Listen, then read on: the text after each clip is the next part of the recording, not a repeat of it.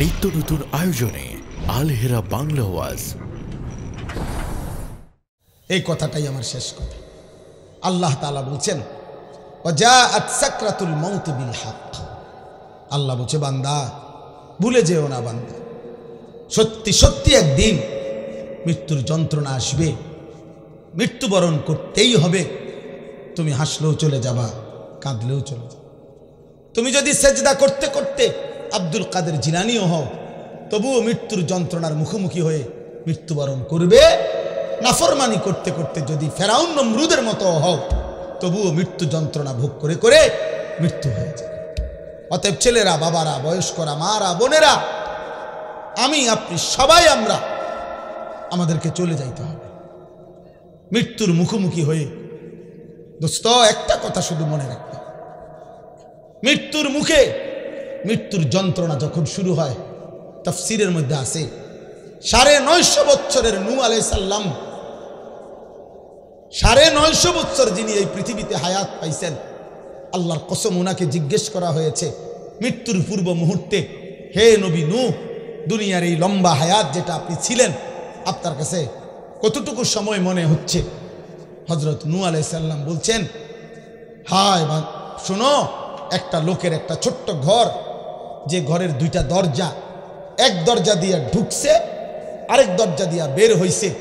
হযরত বলেন নূহ আলাইহিস সালাম, আল্লাহর কসম, আমার এই মৃত্যুর যন্ত্রণা এখন এই মুহূর্তে আমার মনে হচ্ছে আমি যেন 950 বছরের এই সময়টা ওই ব্যক্তির ছোট্ট ঘরের এই দরজা দিয়ে ঢুকছি আর এই দরজা দিয়ে বের হইলাম।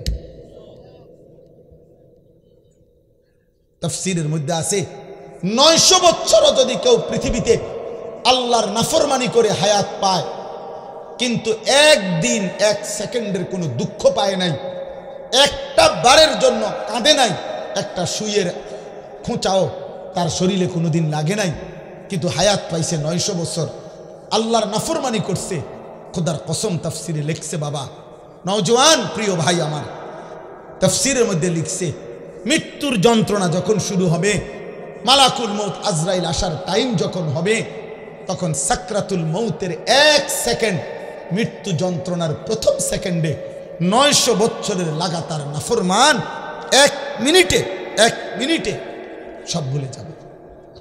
প্রথম সেকেন্ড। দ্বিতীয় সেকেন্ডে যদি তাকে জিজ্ঞেস করা হয়, হে আল্লাহর বান্দা, তুমি জীবনে কোনোদিন পিছনের জীবনটা কেমন কাটাইলা? আল্লাহর কসম সে বলবে, আয় রব, জীবনে সুখ কাকে বলে, আনন্দ কাকে বলে, হাসি কাকে বলে আমি জীবনে দেখি নাই মাওলা, আমি জানি না। 1 সেকেন্ডের মৃত্যু যন্ত্রণা 900 বছরের আনন্দ ভুলায় দেয়।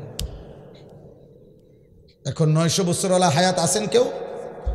তোমাকে কারো বাবা আছে, কারো দাদা আছে এমন? তাহলে নবী সাল্লাল্লাহু আলাইহি সাল্লামের সাহাবী আমর ইবনুল আস, ওনাকে মৃত্যুর পূর্বে জিজ্ঞেস করা হয়েছিল, হে নবীর সাহাবী, এই মুহূর্তে মৃত্যুর পূর্বে, উনি সাহাবী, ইমানদার, শ্রেষ্ঠ সাহাবীদের একজন, মিশর বিজেতা সাহাবী, সাহাবাদের মধ্যে জলিলুল কদর যারা, ওর মধ্যে একজন আমর ইবনুল আস। ওনারে বলা হয়েছে যে, হে সাহাবী, মৃত্যুর পূর্বে এখন আপনার সাকরাতুল মউত, মৃত্যুর যন্ত্রণাটা কেমন মনে হইতেছে? আমার কাছে কিতাব আছে দোস্ত, আরবি কিতাবে পড়ছি আমি। উনি বলছি, ইয়া বুনাইয়া, ওনার ছেলেকে বলতেছিলেন, আমার সন্তান, কাআন্না জিবালাদ দুনিয়া আলা সাদরি, আমার মনে হইতেছে এই পৃথিবীর সবগুলো পাহাড় আমার বুকের উপরে চাপ দিয়ে রাখছে। কাআন্না জিবালাদ দুনিয়া আলা সাদরি, আমার বুকে যেন এই পৃথিবীর সবগুলো পাহাড় চাপ দিয়ে রাখছে।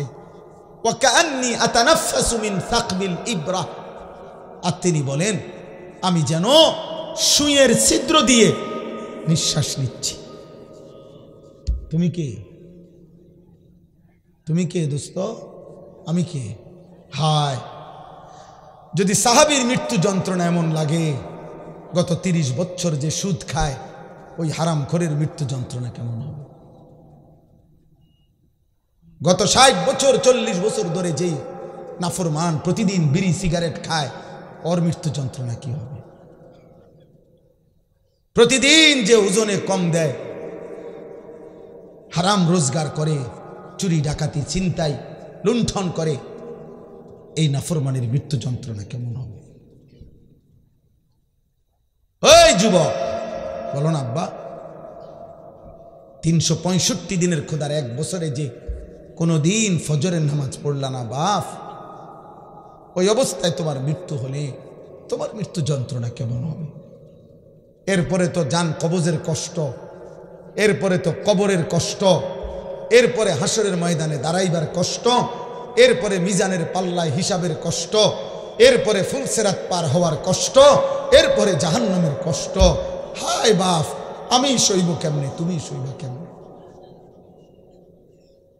فكيف تتقون إن كفرتم يوما يجعل الولدان شيبا।